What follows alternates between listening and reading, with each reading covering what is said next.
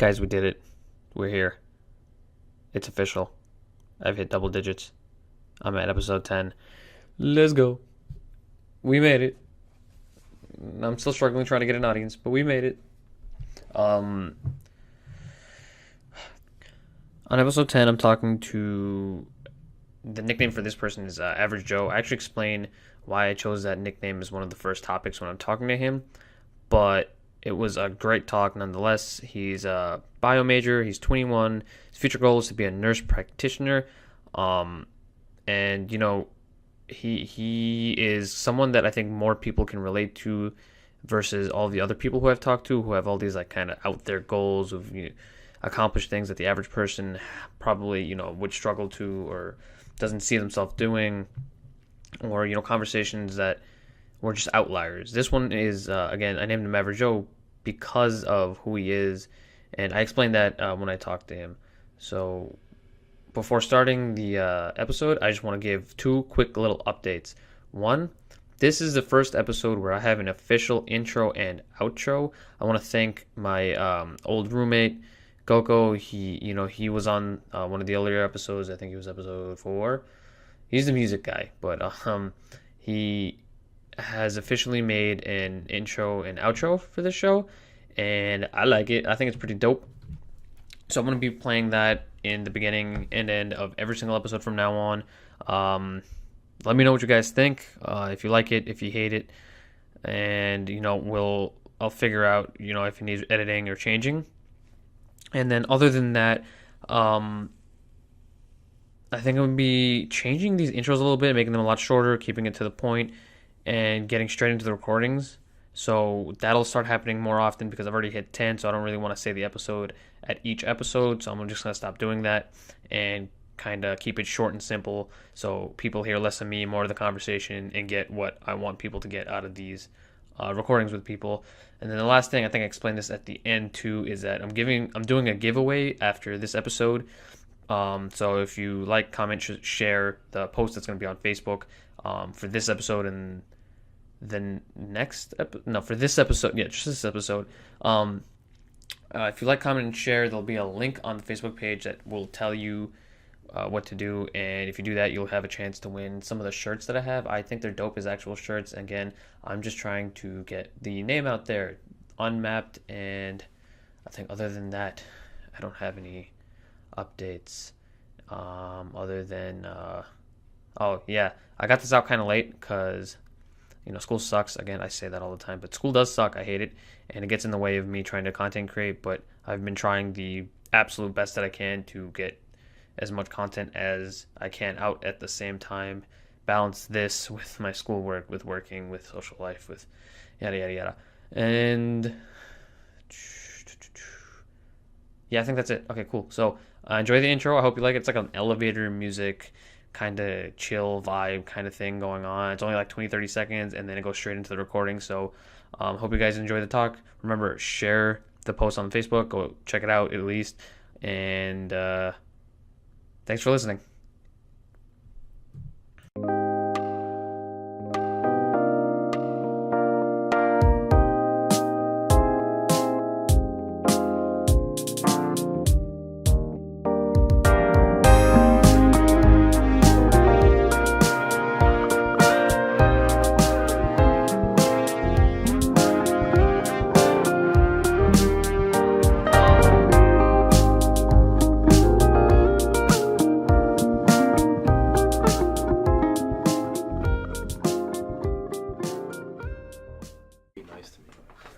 No, I got that from donating blood once.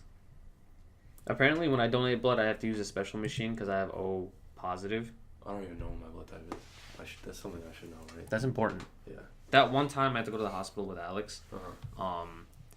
They asked us, like, do you know his blood type? I'm like, why would I know that? Yeah, I don't even know my own. Yeah. I could freaking cut my wrist right now and I would have no idea what to tell him. They would have to figure that shit out. The only reason I know that I'm O positive is because my grandpa was O positive, and I remember my mom would always tell me that. That's the only reason I know. But O positive is the one that's universal blood donor. Yeah. So everyone can use my blood. Yeah. But I can only receive blood from O positive people. That sucks. Yeah, it's not so useful that's not a beneficial thing. Just move in a little bit. Everyone's always like really far at first. No, just come look. Oh, Yeah, you're right there. That's we're on perfect. top of Get each nice, other? just nice and close. Yeah, nice and cozy. First thing I want to go into is explaining your name. Uh-huh. So your nickname for this I have recording. A nickname. I didn't bring one. No, you didn't. No, you're just. I make the nicknames. Every other one is very, very like random, or it doesn't really make sense. Like Mr. Peanut Butter, and like Capitana and stuff like that. The reason I chose Average Joe for you is not to like discredit like what you do or anything like that, but it's just the fact that you don't have any like wild ambitions or like anything that's like really out there in terms of like what you expect from life. And I think it's very different, especially given our age. Because most people at this age are like, oh, like I'm gonna be whipping a Lambo. Yeah. People like me are like, I'm gonna be doing something outrageous, or you know, they have these dreams and ambitions. But you, it's like really grounded. And I think I was thinking about this. I was like, if there was one word that I could use to describe you, it's grounded. That you have this like very like realistic expectation of what you need to do, and what you need to get done, and what you want to see yourself doing. And I was wondering, like, when do you think you first got that like into that mindset of like doing things?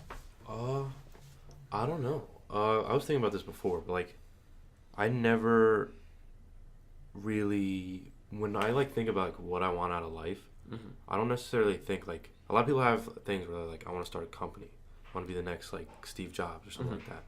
Like when I think of like my future and like the stuff that I see myself doing, it revolves around like more stuff that's outside of like career or work or like projects like that. Like I see myself like traveling a lot, going on vacations, like starting a family, like buying a house, like investing time in my hobbies, like stuff like that, like going skiing, hiking. So finding like a balance early camping on. And stuff like that. Yeah. So like when I think of like, I was talking about this with one of our roommates the other day, but like I think of life just more outside of like career and stuff like that. I just want time to like do my own things, and like I obviously like want a fulfilling career. I want to like have a lucrative career so that I don't have to worry about money and stuff like that. But really what I want more out of life is just outside of work, you know. It's finding an ability to kind of fund all the it's things more you about do fun outside. and work-life balance for me.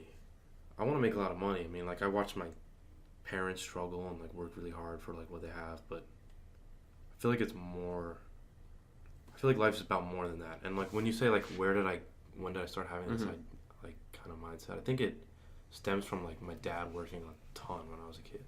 Like my dad was pulling like 80-hour weeks all the time. And I feel like 80-hour? Yeah.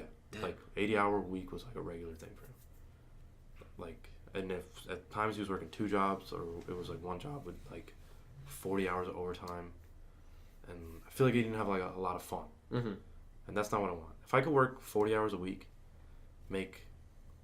not be rich, but be like well enough off. money. Yeah, where you don't have to worry about money. Yeah, I'm not trying to pull like $10 million a year, but if I was making like I don't know, like $200K a year. Yeah, that's a lot. You know, wife was working. That would be enough that I could have pretty much everything that I want. Right. And not have to worry. Yeah. Okay. You know? That makes a lot of sense. So, like your parents, I know we've talked about this before. Is you say that like they worked a lot prior when you were younger and stuff like that. So did you see like the transition of them, you know, making more money, and then as soon as they started doing that, they started doing more stuff too? Yeah, for sure. Like my parents are so much happier now, and like they do things that it's like they'll take a weekend trip to places, because like my dad will be traveling for work. So like, let's say my dad went to Florida, my mom and my brother, who's still at home, will just go and meet him for the weekend. Like that's the kind of life that I want to have. That I could be like, oh, I want to go off for a couple days, 4 days, yeah. you know, and go somewhere nice where there's a sun. Like, because New York is fucking cold in the winter. Yeah, I hate the cold. We're starting to get there right now. I'm not looking forward to walking a mile to class. Nope. Class already sucks, and I don't want to go to class already. So on top of that, I don't want to. Yeah, I don't want to deal with that. So you hate school. Do you always hate school? Do you think there was always like a little bit of you that hated school? I don't know. Or do you think it's just college? I think I liked school in high school, but again, it was like outside, like the stuff outside of school, like the people that were there and sports. That's what I liked about it. I didn't like being in class. I didn't like studying. Especially like I went to like a competitive high school, just like we go to a competitive college. Right. And like I really wasn't that invested mentally in like the competitive nature of it. So like, even though we had, even here, like we'll have students that are all taking the same classes trying to one up each other. I wasn't really like invested in that kind of environment. I was always just worrying about myself and like doing what I could do. It's like finding happiness in whatever you can find it. Not really. It was all intrinsic. It wasn't really thinking about other people. Mm-hmm. It was just kind of like, yeah, I'll do my best. Right. I'm not trying to beat anybody. That's so different because I feel like that's not the average kid, especially because when I was a kid, I was the same as I am now. I was a competitive little shit all the time. I was like, oh, that guy's got that. I'm also gonna get that, and I could do that. I feel like I think it's more common for people to have that mindset when they're younger and then grow out of it. Mm-hmm.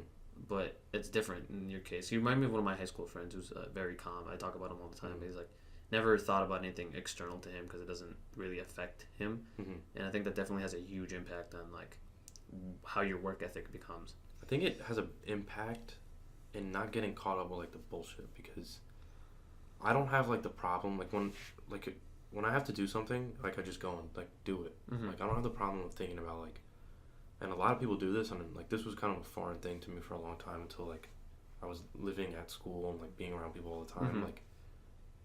Like people have to like a test that they have to study for, but everyone's hanging out. They worry about that. Like I got to do this, and I'm just gonna do that. I'm not worried about what everyone's doing over here. Very different. I think you're the anomaly in that case. Well, I think so. I mean, in my experience, I feel like most people don't think that way. At this age group, I think that's an anomaly, and that's why I'm agreeing with you. Like my first statement is that you're very grounded, and I think it's because at this age, it's for a person who's in their 20s, like their early 20s, it's a brute transition from like being a kid and like reality punching you right in the face and being like, you need to do something soon. Mm-hmm. Like life is creeping up on you. Mm-hmm. It's not like a transition anymore. It's not the middle ground, because 18 to 19 when we first started college, it was like, yeah, it's like you're growing up, but parents are financially funding everything you're doing. Yeah. You're in the middle stage of, you're growing up, but you're not really there. Whereas now it's like you are growing up. You either are going to make moves now and you're going to set yourself up for life, or you're going to screw up. Mm-hmm. And I think that's a fear that a lot of people have. Well, I think a key point of like what you just said is like you either make moves now or you're going to screw up. And I don't think it's that black and white, because if you look at a lot of successful people, they didn't really come into stride until later on in life. Like we have this idea that like as college students, as recent college grads, that like we have the degree, we need to be successful right now. Right. And I don't think it works that way. I mean, okay. We have a lot of celebrities now that are like rappers and entertainers and stuff like that, and I think that's where we draw our motivations from, and like they're the anomalies. Yeah, that's true. Because they're a minority of the population. There's not that many 25-year-old millionaires, but there's a lot of 40-year-old millionaires, and I think you shouldn't be so caught up in like, oh, this person has this right now at this age, and just kind of worry about your own journey, because you'll get there eventually as long as you do all the right things. You might not be making $100 million a year. Yeah. Let me rephrase that. Not I don't want to say like screw up as in like do or die. I mean screw up like every decision is a decision that affects your tomorrow. That's like a better way to put it. That's definitely true. That's what I mean. Because like me personally, in like the last couple of weeks, like I talked to you about this. Is like I got an opportunity offered to me, and then I'm thinking about graduate school, and then I'm thinking about getting a job, and it's like every single decision will change the next couple of years for me. And that's like everyone here. It's like every single person. It's like the next decision you make will impact the next years. At the very minimum, 2 years of your life is like that next decision. And like that's a scary thought for a lot of people. Yeah, I think that uncertainty is the scary aspect of it, but I don't think it necessarily has to be negative. Maybe you make the wrong decision and you go the wrong way and you realize later on that this is not what I want to do. You can move on. You learned, I mean... It's like a bad relationship. Yeah, like if you got a job that you didn't like and you worked it for 2 years, you're still learning skills on that job. That job might have been vital to you making the decision on what you do want to do in life. Because right now I don't really know what I want to do, so I want to just try a lot of things and see where I fall. You know? And I'm 21 years old. I mean, I got plenty of time ahead of me to figure that out. You know, and I feel like a lot of kids already just don't look at it that way. I think that they're on a rush to make, land that 6-figure job at that Fortune 100 company. Because we all know that kid. Because we do. Yeah, I know that we kid. all know that kid. And I feel like a lot of people have like this mindset of like, fuck that guy. Like, why don't I have that Without a doubt. But I'm happy for him. No, I'm happy for them. It's not like I'm like I have a close friend. I talk about him all the time. Yeah, he's awesome. He's one of my closest friends. I've known him since high school, since my freshman year of high school, 8 years in running, and like he's an awesome guy, and I know he's gonna be very accomplished, and I know he's gonna make it places. It's not like I like blatantly I'm like fuck you, but in the back of my head I'm like fuck you, because it's like I know the thing is like I know he's gonna be accomplished, and it's awesome. It's not a fuck you in terms of like damn like you shouldn't be there, or you don't deserve it. It's like damn, how did you get there? Like it's good on you. It's like I need to figure that out. And it's like a more of like a I don't know how to phrase it. It's not.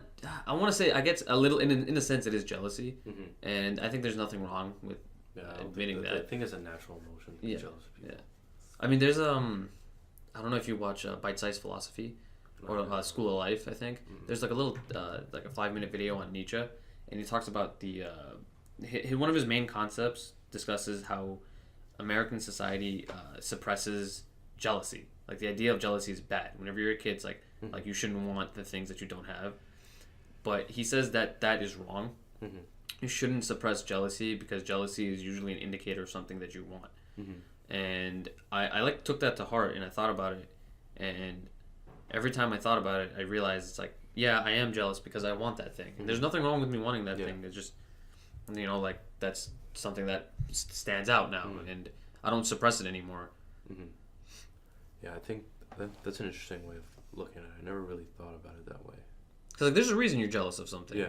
But the thing is, like, it seemed as like it's almost immediately seemed or deemed as a negative thing. It's like, oh, you're like just mad that you don't have that. No, it's like I want that. That's all it is. Yeah. And I think it's a better way to look at it. I think it's a spectrum too, because sometimes you just hate on people being successful, but maybe their life is not necessarily the life that you want. Yeah. Sometimes I hear about friends that like just landed a job, and I'm like, I feel like the initial pangs of jealousy, but it's also like I don't want that career or that or what they're doing with their life, or where they're going to live. That's not where I want to be. Right.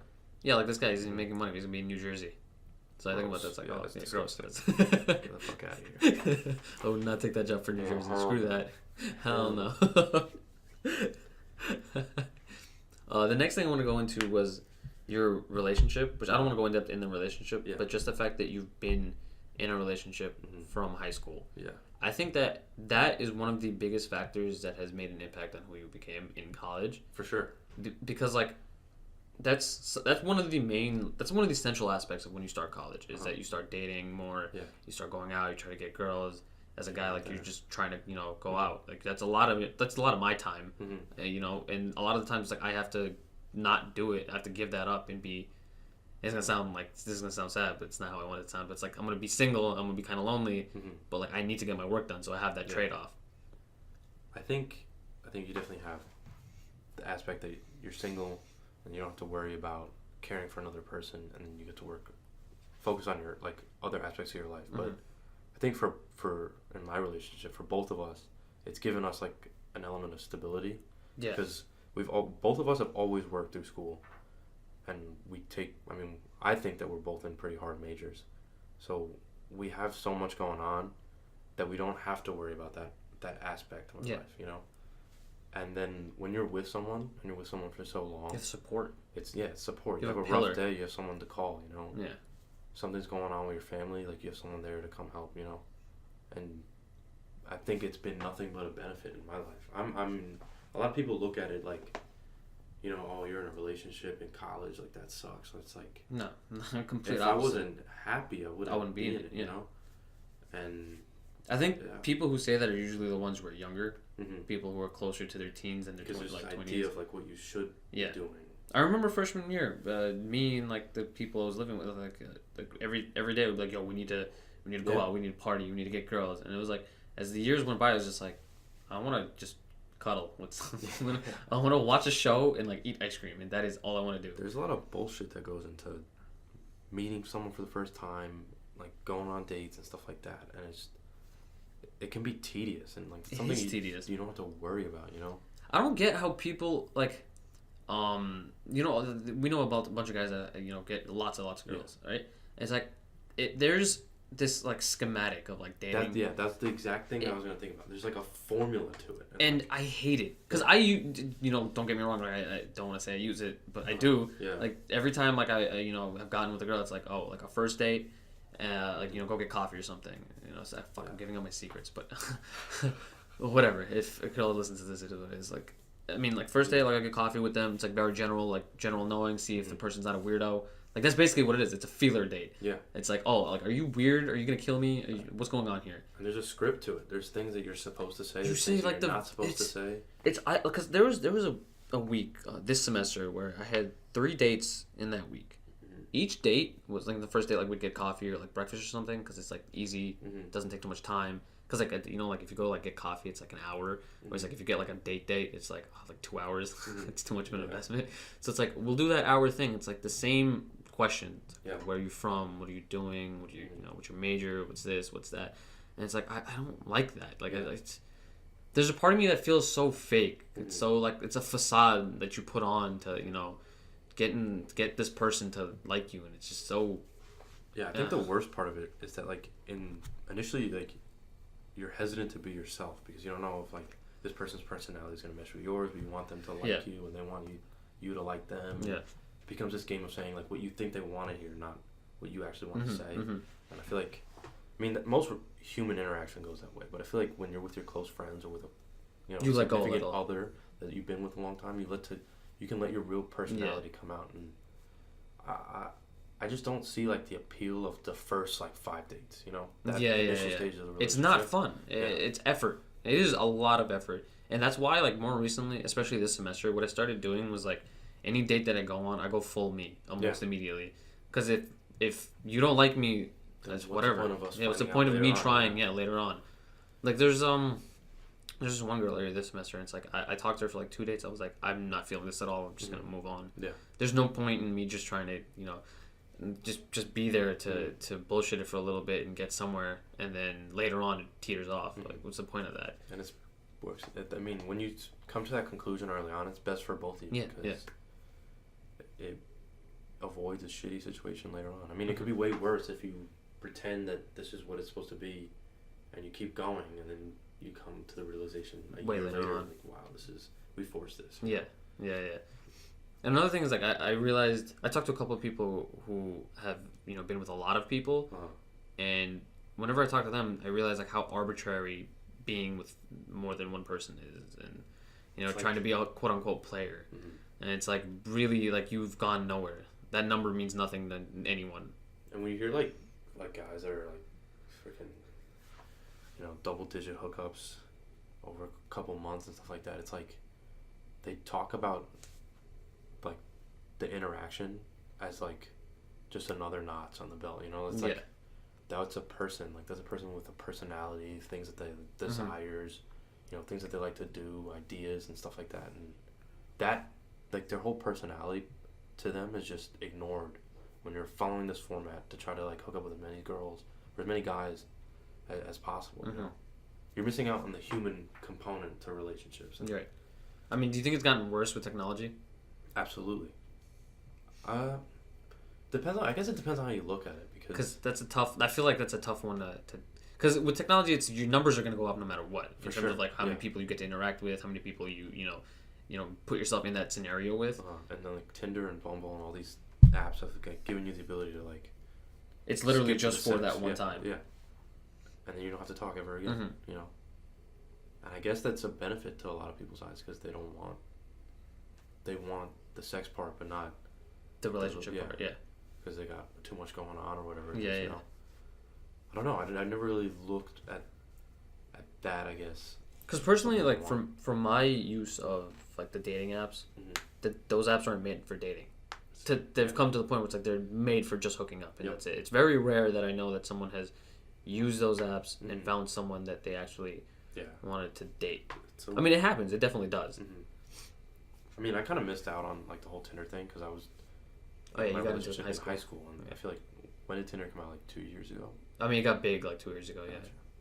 Because freshman year, I definitely didn't remember it being as big as it was. Yeah, so I don't even. It's know huge now. They have so many different like little like premium things you can pay for, and like so many just different. That's like the weird thing about it to me. It's like you can pay more money to be like the first person. Like, yeah, their algorithm is really really complicated. That's really weird. I mean, it is because I paid for it the last month, and it's like people always have this kind of again they have this negative comment. Cause I got this from another podcast.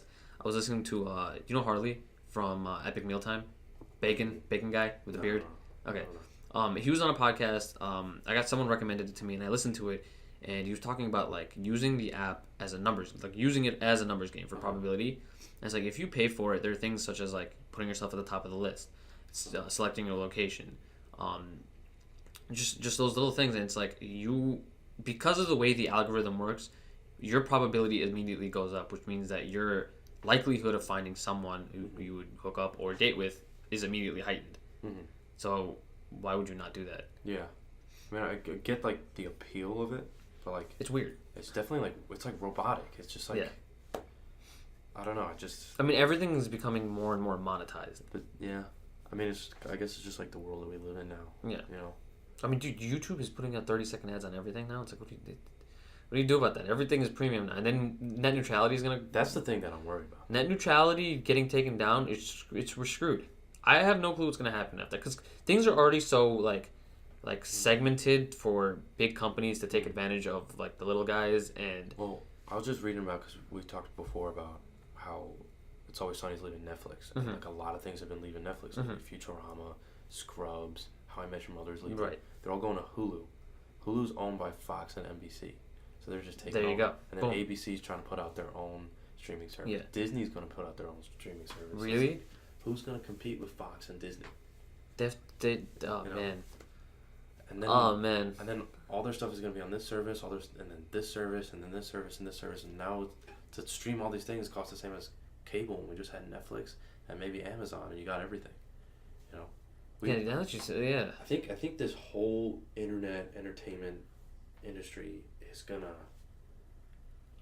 In terms of like average like users' ability to look at everything is just going like the other direction because I think we had the sweet spot of it. We did. When it first came out because like everything was free, everything was user based, everything was like for the people. I had Netflix when it was just a DVD rental thing, and I like got grandfathered into like when it first started streaming. Like everything was on there, and now it's you pay more money for less now. Yeah, I feel like it's just gonna keep going in that direction where it's pay more, get less.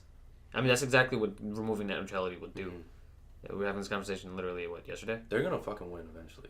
No, they're going to win. Because, one, there's too much money behind it. Yep. Two, not enough people are informed to a degree that they could fight back. Because no matter how many people are informed, there's always a larger amount that isn't. Yeah. Because for every, 2 people that I talk to and they know about it, there's another 5 that I talk to and they're like, what is net neutrality? What is going on? It's a complex issue too. And you have to do the research to really understand what's going on. Yeah. And the people are working, they got kids, they don't have time to focus in on this issue and check back in every time it comes up again because it comes up every 2 months. And it gets no one has time for that. It gets put down because everyone's against it. It doesn't benefit the average person. It benefits a couple people at the top. And every time it comes up, people they call their congressman, they put things all over the internet, say we don't want it. But eventually something's going to happen where there's some big news story, some terrorist attack or something like that, and they're going to sneak it in there when no one's watching, and they're going to win eventually. They've tried, I don't even know how many times, and I don't see... A lot. It's been years. I remember I wrote my paper freshman year for my CSE class on net neutrality. So that was 3 years ago. 3 years ago until today, they have still been fighting to remove net neutrality. It came up in the summer. It's coming up now. It's a recurring thing, but they're trying to do it the day before Thanksgiving, I think. Yeah. The voters. When people are busy. Yeah. Thinking about family. How fucked is that situation? It's fucking evil corporations. Jeez, this is exactly what Russell Brand was talking about. Any other thing, commercial America, take over. The problem is we all know that it's bad. Every single person is against it except for the people that own Comcast. You know? And they're probably gonna win. It's gonna be a Black Mirror's episode up here. I mean, I don't know what the right answer is to stop them because it just seems like a battle that we can't win. At this point, yeah, I guess we just have to go with time, see what happens. Yeah, I don't play it by ear. I think the best way to make any of these like weird decisions, any of these problems, is just educating people more and more. And I think, I mean, that has been happening more, given the fact that, things like podcasting has been getting big. I think, people who seek education, who want to be more informed. Dude, like podcasting, like this whole internet age, like, because when we were in high school, I mean, it started to come out, but like we mostly just watch TV and stuff, news and stuff like that. Like now, all I do is listen to podcasts. I get everything from online. Yeah. I don't even watch TV. Nope. And when I say online, I include like Netflix, Hulu, like all those things like that. Like even like podcasting has given me the ability to like absorb so much information. Mm-hmm. Every single morning, I wake up, I make my breakfast, I listen to like the NPR podcast. It gives you like all the news headlines. It's like a 10-minute podcast. Really? Yeah. Wait, actually, tell me what that is. I want to write that. I'll write it down later. I think it's called Up First. Up First? Yeah. And it's like 10 minutes or 15 minutes at the most. And it'll be like, okay, this is what happened today. Hurricane Maria. This bill's coming up in front of Congress. Like, this happened overseas somewhere, They talk about each thing for like a couple minutes, and it gives you all... It gives you a spectrum of knowledge of like generally what's happening. Between that, like hardcore history, freaking... I mean, like culture podcasts too, like JRE and stuff like that, fitness podcasts. Like, I'm able to absorb so much information. Right. So if you want to learn, it's out there. It is out there. It's just you have to do it. Yeah. I mean, that's what I'm trying to do with this. Is like trying to get like younger people to get an idea of what what to learn, because I feel like there's so much out there, and there's always more that you can get from someone else. I think the benefit of this podcast is going to be that there's some kid out there that's a sophomore or a freshman in college that just fucked up a semester. They don't know where they're going to go, and they're thinking, what the fuck am I going to do? Like, everyone seems to have their life together, but really, no one has it together. No one has their life together. Everyone's just faking it until they make it. Everyone's a shit show. Yeah.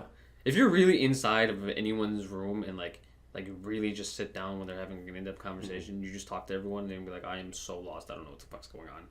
Well, most people just try to put on the facade that they do know what's going on, Yeah.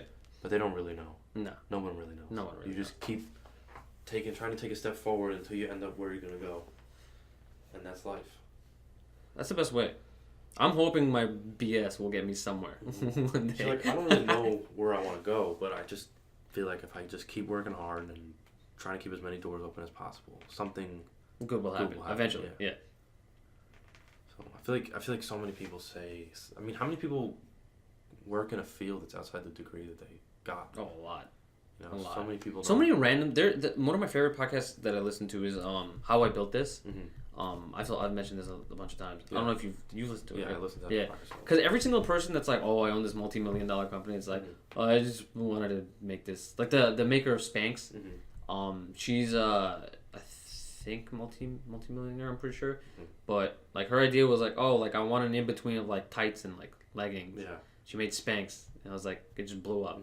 That's the thing. Like when we were talking about before, is like so many people feel like, oh, I need to be successful now. Like they just graduated. Like when you listen to that podcast, like how many of those people were just stumbling through their 20s and fell into something that was really good because they just kept trying to move forward. Yeah. And it worked out for them. My favorite one is the one with the founders of Reddit. I haven't listened to that one yet. The founders of Reddit is literally what you would imagine the average Redditors would be. Okay. Gotcha. Neckbeards. Yeah, it's like two just like average guys, and they were just kind of, I mean, they were like genius programmers. One of them wasn't. One of them was just there for marketing. Gotcha. The one that's more social. He's the one that's married to Serena or Venus Williams. One of them. Serena, I think, right? Or Serena, I'm pretty sure. They have a kid now. Yeah, they do. But he's the one that's married to her. He doesn't know anything about programming. Gotcha. But he was like more like the face of it. But like the two of them, like I remember the main aspect of the story was they went to this convention and met this guy, gave him this idea, complete BS of like what they wanted to happen. Their original site was something, it was similar to Reddit, so the idea of like the top post will end up at the top. I think it had to do with recipes, or it's just like, oh, gotcha. It was like oriented towards one thing, and then they took that idea and branched it out more. And it's like they didn't know what they're doing at all. And I think so. It's a very college story where they had a project and it was due months away, and they didn't do it until like the very end, and it just blew up. It just, became what it was like out of nowhere. And I think they were just literally just random people, the average Redditors, what you'd assume, and they just did it, they just put the work in, and it just happened. I mean, I feel like that's just life, just working hard, keep trying to take a step forward until you find that idea. Or maybe you don't find that idea, but you have an idea of something, the next move forward, and you just keep investing in that, keeping expanding it as it branches out, And I'm still waiting for that idea. We'll find it eventually. Yeah, one day.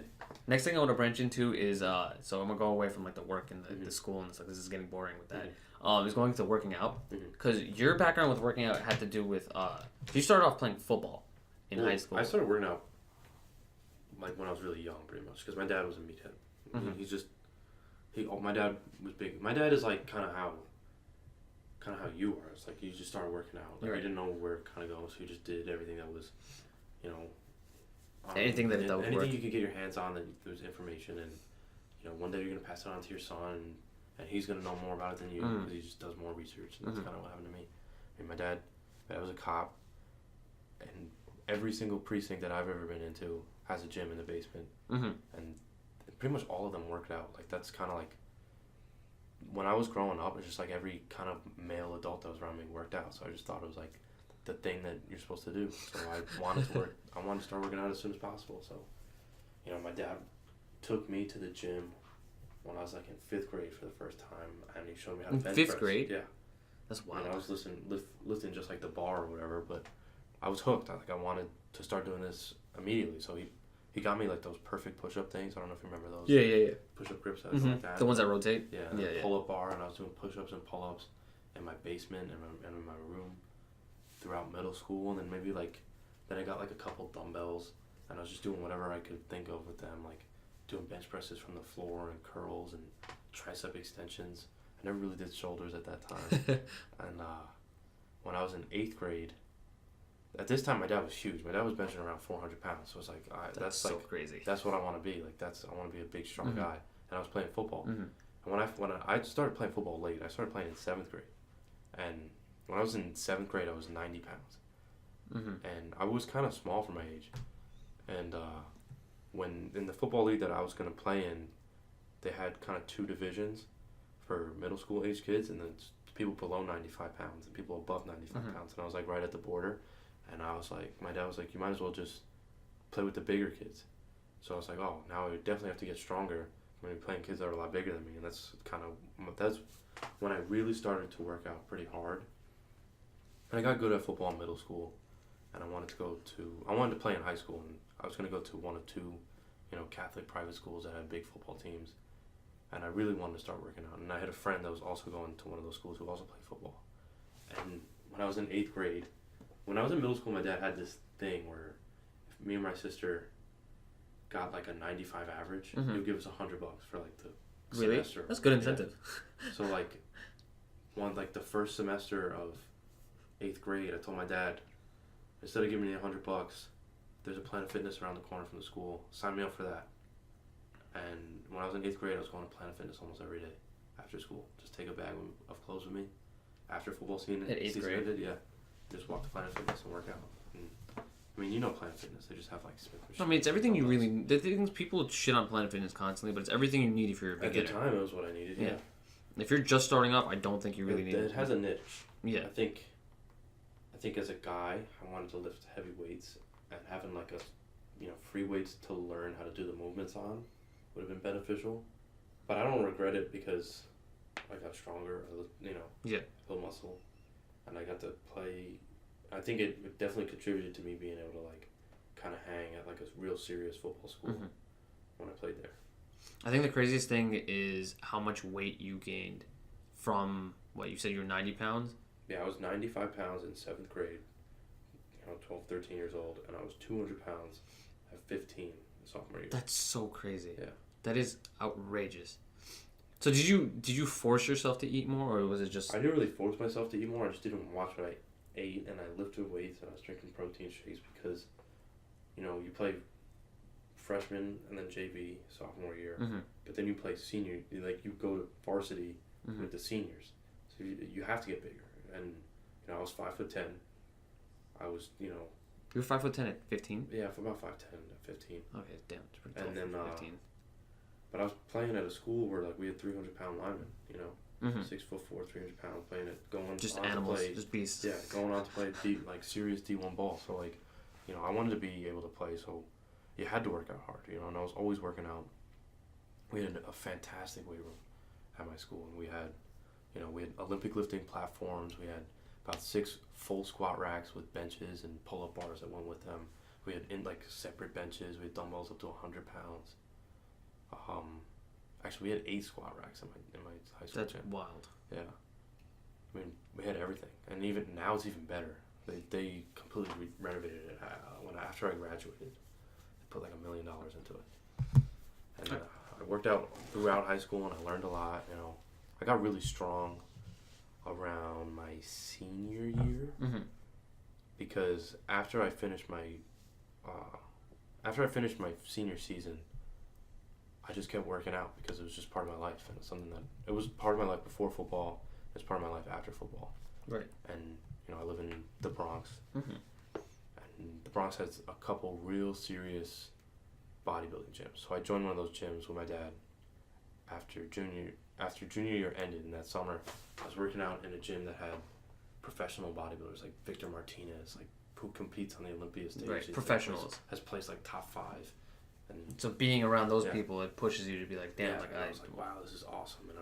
And I started getting real strong. I was like squat 315 for 8 when I was a senior.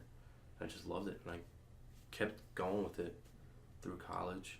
Kind of hurt myself. I hurt my back really bad freshman year, and I kind of stopped lifting a lot of heavy weights.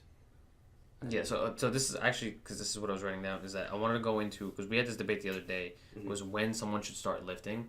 So you started lifting, you said you started lifting when you were, what, in 6th grade, 7th grade? I was doing push-ups and pull-ups, right? Like 6th grade. And then you started going with Planet Fitness. 8th grade, yeah. 8th grade. So when do you think you first started getting someone to actually like coach you through your movements? Probably in high school when you were like... Yeah, we had a coach in my high school. Right. So, like what do you think the biggest differences were in when you were working out alone versus when your like coach was helping you? Because it's not like you went into it blindly. Like you did have some knowledge. You did have your dad's help. So you know you had a little background. I think the biggest difference was that I was doing the basic lifts when I had someone over my shoulder, and I was doing like stupid stuff that I read in like Flex magazine and stuff like that beforehand. So Planet Fitness didn't really have like squat racks and stuff, but still, like I would be going to the gym and doing like, you know, dumbbell fly, like for chest, do like a bunch of sets of dumbbell flies, supersetted with like push-ups and like big supersets and stuff like that. Always supersets. Yeah, it wasn't really necessary. I think it would have been more beneficial for me to just learn to bench press, you know. And when you get to the point where you've mastered the movement, then you can start doing all that other stuff to kind of build the muscles, stuff like that. But I think the foundation for any new lifter, regardless of age, should be just a basic linear program building off the big lifts, you know, squat, bench, deadlift, overhead press, row, and chin up. So when do you think you should start doing compound lifts? Because we've had this argument a lot. Me and you are on like very different sides of the spectrum when it comes to it depends early lifting. On your opportunity to be like in a good environment for it. So have someone with you that either knows like the deal or a coach in high school. I don't think the age is the limiting factor. I think it's the resources that are limiting factor. If you can get someone and teach them the right way to do it at 13, then I would say 13. But if they have to wait until college, I would say wait until college. Yeah, I think you should learn your body before you start lifting weights. I think, you know, push-ups, pull-ups, body weight squats should be the foundation for at least a couple months before someone really starts lifting weights. You know. Because I was thinking about this after we had that argument. Because our conclusion was that you shouldn't start lifting without the advice of another at a very young age. Was like our ending statement. Not that you just shouldn't be working out or like doing anything. But then I started thinking about it. It's like if you were on, because there's two sides of the spectrum when you first start working out. You're either very skinny or you're very fat, or like you know, somewhere in the middle. So if someone's very skinny, it's more, you know, I think it makes more sense for them to start doing body weight movements. You try to push themselves that way. But at the same time, a lot of people would say doing weights would also be easier because you're using less resistance. Mm-hmm. And on the other side, it'd be the same thing. You know, you can't do body weight because you're too big Mm-hmm. and too heavy for yourself, so weights would be lower for resistance. Yeah. So almost immediately, you get pushed into, oh, you should start doing weights first. I think lifting weights is not as dangerous as a lot of people make it seem to be in the beginning. I think it's when you're doing the wrong thing over and over years, again. Right?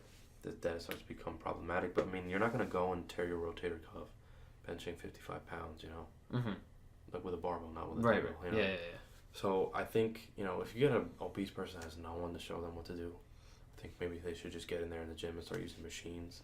Yeah. Yeah. I think that was like what I was thinking is like the best thing to do for someone who's starting off now, because like I've had multiple injuries, nothing serious, which I'm glad for, but like I went off of not knowing anything, not having anyone to guide me, and literally just going off of my own basis, and like I taught myself everything. And it's not like I was very dumb, but I wasn't the smartest with the things I was doing. And I thought about it. It's like I worked my way up to flying like 60, 65 pounds at 145 pounds body weight. Like, that's a lot. Yeah. That wasn't enough that my body couldn't handle that. In terms of my repair, like in terms of proper nutrition. Like, I wasn't doing the things that I was supposed to be doing.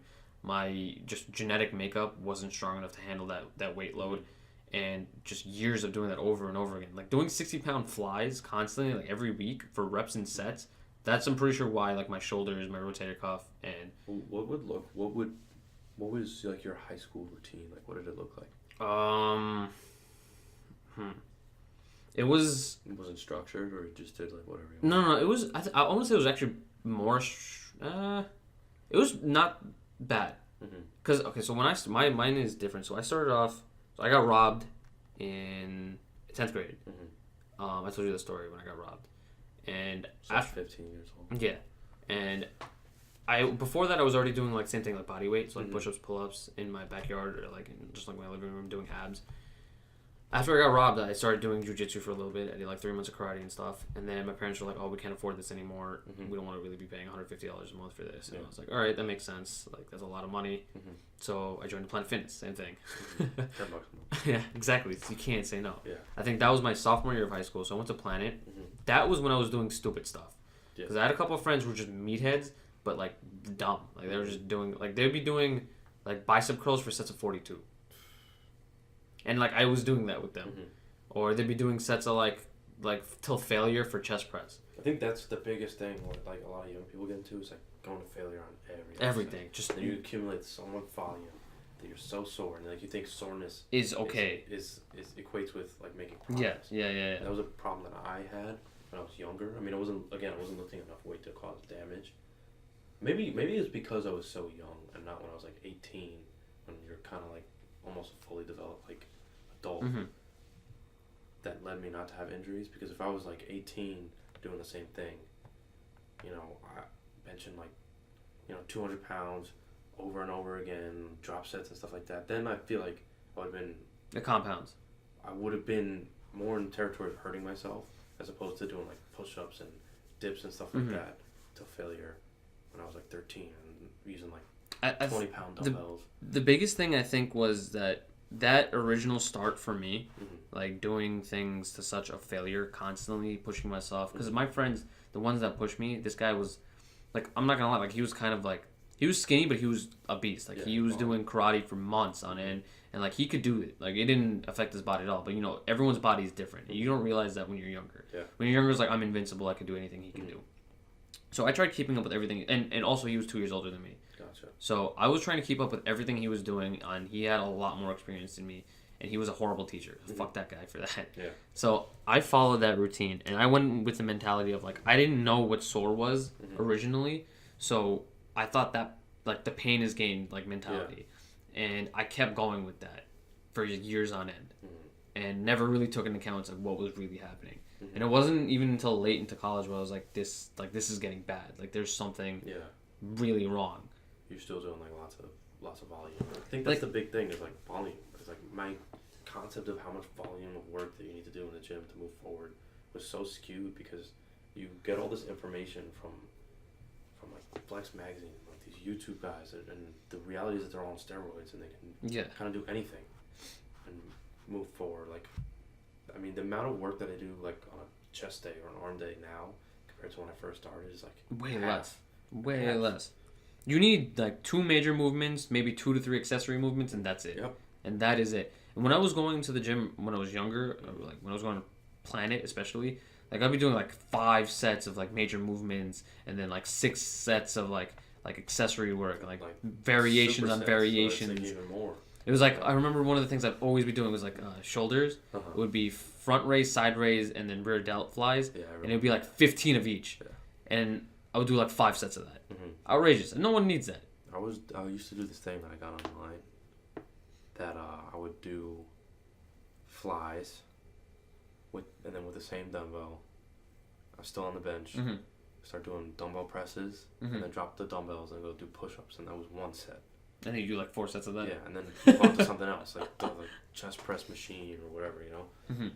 Now I'll go in and do like bench or dumbbell bench, and I don't even do like chest. I don't even do like a bro split. I do like a push pull legs.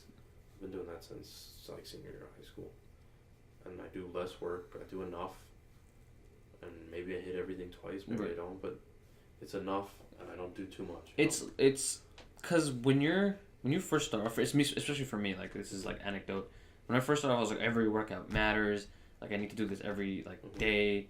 I need to stay consistent 5 times a week. But it's like if you look at a calendar, it's, as long as you're doing it like a calendar year and you're staying to it every week, like every workout does count, and you're letting your body repair. If you take you zoom out, I think the most important things are you're just going to the gym in general, and going consistently. Because like that was a problem with me in high school. Is I would stop because SATs is here, so I really wouldn't work out that much. Maybe I could only get to the gym once or twice a week, or football season's here and I really wasn't working out. But like it's really important that you're just going. If you're going to, I tend to tell people that don't work out that want to that at least 3 days a week. Yeah. 3.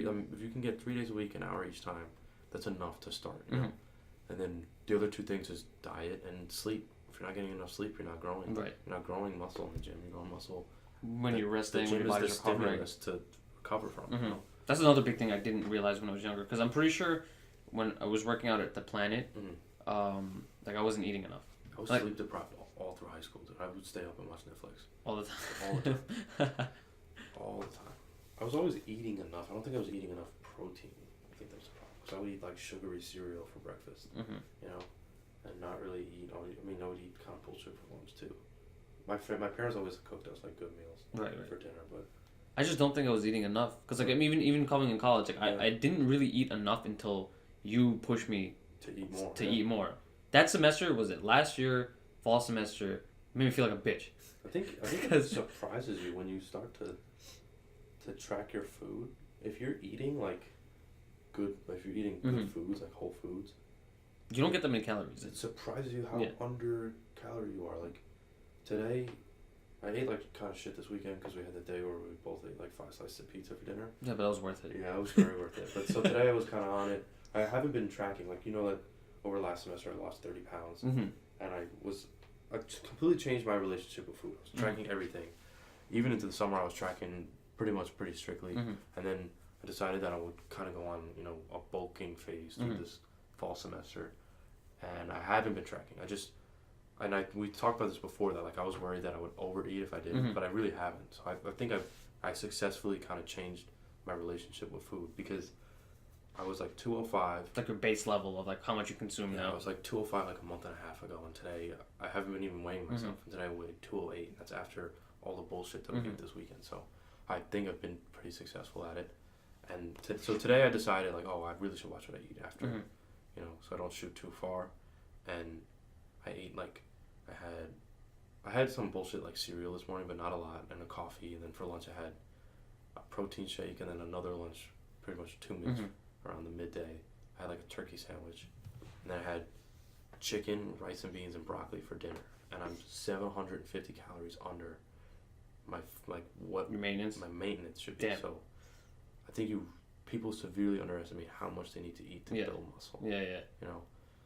And you definitely don't get enough protein unless you're really actively consciously thinking about it. Yeah. My biggest problem was definitely going back to when I was younger, is that I was 125, 130 when I started going to the Planet Fitness. I was a couple inches shorter. I was to take that into account, and it was really skinny, like just like I was like skinny chubby. It's like, you know, just enough fat where it's like my self-esteem was very low. Yeah. but just skinny enough where it's like, oh, you also don't lift. So at the time, it's like I didn't want to gain fat, and I didn't really want to eat too much, and I was definitely under eating. So my body definitely did not have the amount of resources it needed to properly recover from the intense workouts that I was doing. And I think that definitely built over time, where it was just like muscle and joint degradation from, you know, my body's inability to recuperate from what I was doing. You gotta recover. It's like sleep and food are just as important as what's going on. Yeah. And then last semester, when you started pushing me, last semester I was still 145.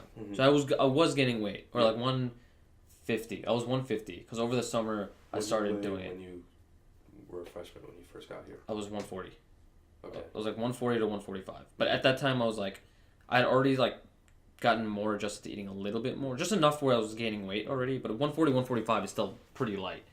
I mean, I was already, freshman year I was 5'7", so I wasn't fully like 5'9", 5'10"-ish where I am now, but I definitely weighed more than I did in high school because I was eating a little bit more. I was getting like more protein shakes in, I was getting into eggs and stuff like on a daily basis, so I was you know, more than I was, but I was shredded at the time. Like that was me. Like I put on like a good amount of muscle mass, and I wasn't like skinny. You get a lot of muscle since freshman year. Yeah. And then last fall, I was 140, 145. No, I'm sorry. I was 150, 155, somewhere in the middle there. And I couldn't gain weight anymore. And I was like plateauing. The highest you got? The highest? No. Oh, so you're going to get there. Yes. Yeah. The 150, 155 is where I started. And then I couldn't gain any more weight. And I was trying. And you kept saying, it's like, are you eating enough? Yeah. Like that will always stay in my brain. I was like, I was literally just being a little bitch. And I like pushed myself, and I got to 170. And from that bulk on, like my diet has changed so drastically. Like my daily intake is way more than it ever was before I did that bulk. Because during that bulk, I pushed it to such a limit that after I teetered off of it, it's like I'm just used to eating more now. Like I can eat, you know, a good amount every day, and I just need that just to maintain. People's relationship with food is like really weird because it's different for so many people. Like if you're used to under eating for so long, like that just becomes the norm, you know. And I had the opposite problem. Was I was used to overeating all the time, and I completely changed how I was eating last semester. And I mean, so far it's been like a change for life, really. You know, I completely changed my relationship with food. But to me, it's like weird that someone could have the opposite problem, that they're under eating. Because like, to me, I just feel like, how are you hungry all the time? But I guess you don't even realize it because that's what your metabolism's at. Yeah. You know, it's very, very strange. I mean, everyone has a different. It's really dependent on. I mean, their upbringing. Yeah, I was talking about this on I was talking about the last person I was talking to. I was talking about obesity and sugar intake because the paper I've been writing on obesity, and it's like one of the most prevalent reasons that it's been getting worse is education levels, and if your parents aren't the smartest in terms of nutrition, that has a direct correlation to how the children, you know, are going to end up. Yeah, because there's a lot of people in West Virginia. So my study is specifically on West Virginia. Education level, there's is it the worst in the country? Yeah, it's 30. I think it was close to 40% is obese. I think something like that. But they have. So I was comparing West Virginia to Colorado. Colorado has very high education attainment rates. Most of the people have bachelor's degrees. In comparison to West Virginia, where most people are high school students or less. And if you look at obesity rate, like the discrepancy, it's huge just because of that factor. Gotcha. And then if you look at corollary childhood obesity, like children are just as obese in those states because their parents are just as uneducated. It's like a one-to-one relationship between childhood obesity and adult obesity. I don't know if I can't say statistically if it's 1-to-1, but it's like it's close to it. Yeah. There's definitely like that is the reason. If your parents don't know, you're not gonna know, and that's how, you know, kids will end up in different levels of nutrition. So, like, I can kind of shed some light on that in my own personal experience. Like, I don't know if you know this, but, like, I was really bad with food, like, freshman year. Yeah. But I wasn't bad growing up. Yeah. Because your parents kind of control what you eat when you're growing up. That's because that's your food. What they bring into the house is what you get. Yeah. So, like, I didn't eat bad in grammar school and stuff. Like, if there was cookies, I would eat them. I drank a lot of soda. That was the thing that I did. That was bad. I definitely drank a lot of soda. Knowing now what I know about sugar, like, I kind of cringe at how much soda I drank. When I moved here freshman year, I had the platinum, whatever the highest meal plan was. I begged my parents to get it for me because I was like, I'm worried that I'm gonna starve because I read all these horror stories of people, getting an average of 1.5 meal per day or whatever. I was like, fuck that. So, and I wanted to lift, so I wanted to get big, and I knew that I eat a lot. So I was eating so much fucking food. It was and unhealthy food. I was drinking like regular sodas. Like I'd go and get one of those big sandwiches from Kelly Deli, and a large fucking Pepsi, and a large Pepsi is like 3 days worth of fucking sugar. It's just, and I was 32 ounces. I was on the wrong fucking So path. much. Before I found like MyFitnessPal. I initially found MyFitnessPal in high school, and then I just kind of like forgot about it. I didn't even pay attention to it. And then I started using it again my second semester of freshman year because my dad at the time wanted to lose weight, so he started doing like a keto diet, and he kind of like challenged me to try it too. So then I started tracking all my food with MyFitnessPal, and I was just like, holy shit, how much fucking sugar am I eating? Like, this is crazy. And I kind of stopped gaining weight because I definitely gained like the freshman 15 or whatever. But that was, I attribute that more to hurting my back because I just was kind of immobile freshman year.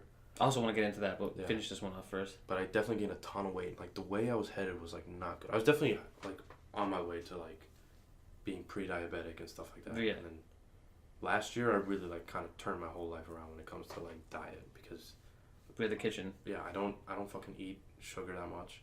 The only sugar that I get is if I eat a cookie or from my coffee. But I'm gonna cut the sugar out of coffee. I'm gonna start getting like I drink black coffee. I can't drink black coffee. You're not adjusted to it, you hate it? I don't know. I think it's like an acquired taste. It's like whiskey or like, beer. I guess. It's like it's the same idea. That's the kind of thing that I go overboard with beer, but I love beer. I love just trying different beers and stuff like that. But I gotta cut the sugar out of my coffee, and I gotta stop eating so many cookies. I find that like last year, like me and probably were on a diet, but like you kind of knew about dieting too because you've always been around that.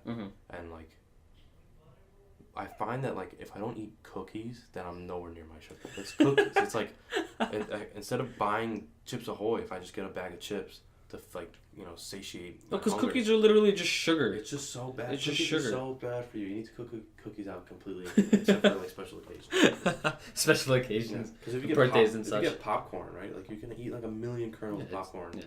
For 100 popcorn calories. are no calories. Yeah, but 3 chocolate chip cookies, it's like 200 calories. Yeah. It adds up so fast. I think it's like 240 calories. If it's the regular ones, 240 for 3. That's insane. Whereas if you get the thins, it's 140 for 4. It depends on the one, but around there. It's all sugar, so it's just like it's a positive feedback loop. Like you eat some and you want more. And your body just wants more. The sugar just fucking shoots dopamine in your brain. It just reinforces. And you saw the curse I can never pronounce curse gas video on the gut biome. So it's like when you start intaking foods that are bad for you and you get adjusted to it, the more you want it. Yeah, so it's literally what you said. It's a feedback loop, so it keeps going back into itself. Yeah, sugar's evil. Cut it out of your life. It's worse than cocaine. It's worse than cocaine. Sugar is so fucking bad. I still am gonna go crush those sugar cookies in the fucking fridge because I have 750 calories. Oh no, you gotta. You've been studying all day. You gotta end it on a good note. Sugar's bad. Don't eat it, kids. Yeah, I think I'm gonna cut it off. Actually, no, wait. The last thing I want to talk about is just your future goals. Because I like ending it off with that. So my future goals. So my major's in biology. Like I want to go into healthcare at some level. I don't know where that is gonna be. Like I like dealing with people on a personal level, and I want to help people. And I want to make good money doing that. Right. And I also. Not every career in healthcare has a good work-life balance, but I know some individual people that have found that for themselves, and if I could do that, that would be like the ideal life for me, And then really my goal in life is to help people make a decent amount of money and have time to have a family and do my hobbies. Like if I have a job where I can have like, in the winters have like a season pass to go skiing so I can go skiing every week and in the summers go hiking or to the beach and camping or maybe get a long weekend and freaking take weekend trips. That's what I want. And if that is what my life is at 30 or 35, then be it. Then I'm happy. So yeah, those are my goals in life. Get a white picket fence house. Get some bigger than a white picket fence. So like when I say these things, like a lot of people think that like I just want like the average. Like I definitely want a nice life. I want all Right, the right, comforts right. that being like wealthy and stuff have. But not having a Lambo, You I can don't live think I with would be miserable. that. You know. Realism. There you Yeah. go. Being grounded. So thanks for being on. Oh, look at that! I got it on an hour. Perfect. Lit. All right. Sounds good. Yeah, that was the 10th episode. Gotcha. Oh, so I want to let people know. So if you listen to this one and the 10th one, for this one specifically, so I'm gonna post it. So if you go on the Facebook page, if you like the post, comment something and then share it. I'm gonna be doing a giveaway with 3 other shirts. So do that, and I'm gonna pick people out after that happens. So again, thanks for listening, guys. 10th episodes, we hit double digits.